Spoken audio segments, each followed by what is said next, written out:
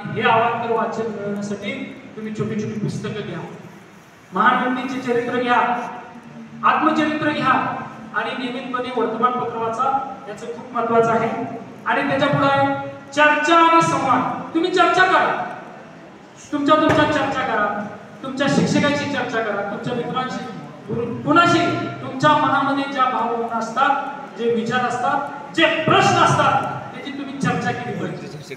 आज समस्या तीच आहे सर, विद्यार्थ्यांचा त्यांच्या शिक्षकांशी किंवा पालकांशी चर्चा होत नाही, संवाद होत नाही, मुलांच्या मनामध्ये भावभावना निर्माण होतात, त्या बाहेर पडत नाही.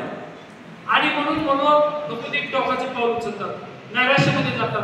का?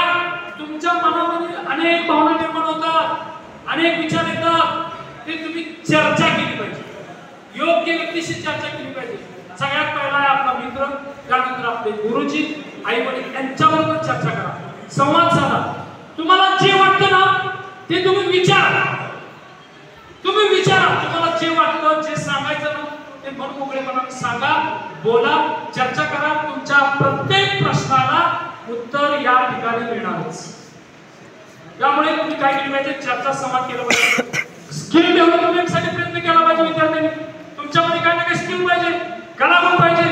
कोणाला नृत्याची आवड आहे, कोणाला संगीताची आवड आहे, कोणाला वादनाची आवड आहे, कोणाला खेळाची आवड आहे, कोणाला कुठल्या विषयात ज्याची आवड आहे ना त्या स्किल डेव्हलपमेंटसाठी विद्यार्थ्यांनी प्रयत्न केला पाहिजे.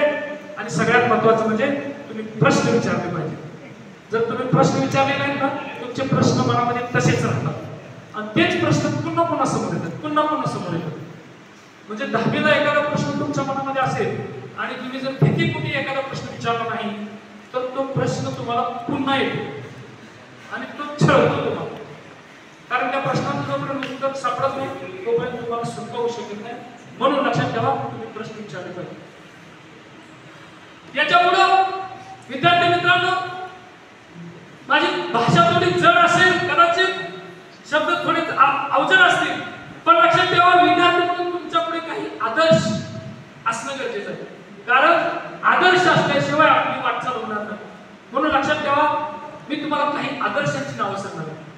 त्यामध्ये पहिला आदर्श आहे छत्रपती संभाजी महाराज. कुठला? का? मी यापूर्वी सांगितलंय, वंदन करताना सुद्धा सांगितलंय, छत्रपती संभाजी महाराजांनी आपल्याला स्वाभिमान शिकवलं, देशाभिमान शिकवलाय.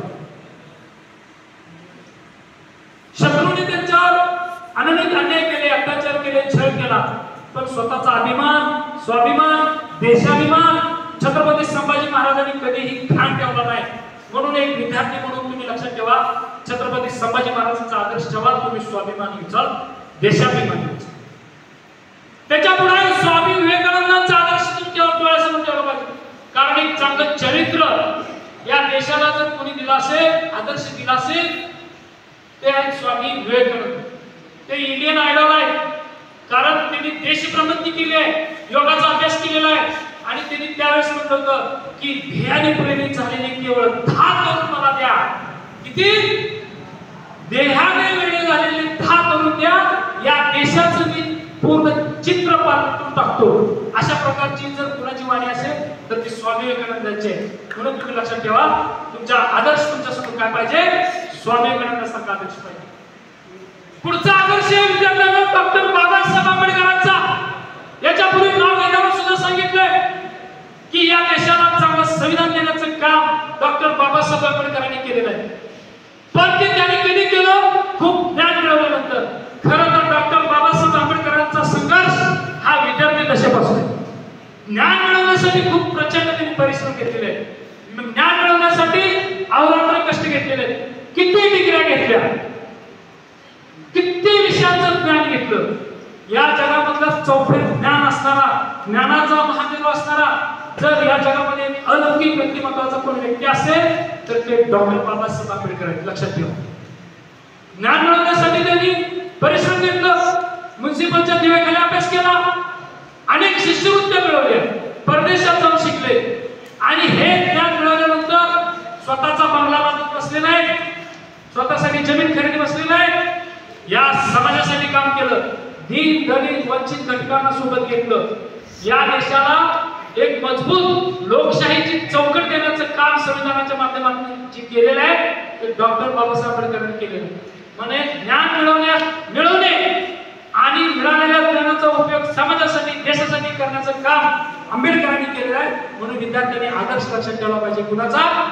डॉक्टर बाबासाहेब आंबेडकरांचा. त्याच्या पुढचा एक आदर्श मित्रांनो डॉक्टर APJ अब्दुल कलाम. आयुष्यभर अवैध राहिले, देश सेवा केली.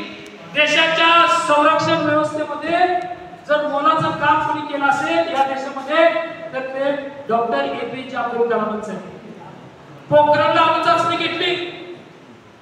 आपल्या देशाची प्रमाणवेळ आणि अमेरिकेची प्रमाणवेळ याच्यामध्ये 7.5 मिनिटाचा फरक आहे. आणि अमेरिका या जगावर वर्चस्व निर्माण करत असताना अमेरिका कुठल्याही देशाला अणु चाचणी घेण्याची परवानगी देत नव्हती. अणु चाचणी घेण्याची परवानगी अमेरिका देत नव्हती. का? आम्ही महासत्ता आहोत, आमच्या नियंत्रणाखाली लक्षात तुम्ही राहिलं पाहिजे.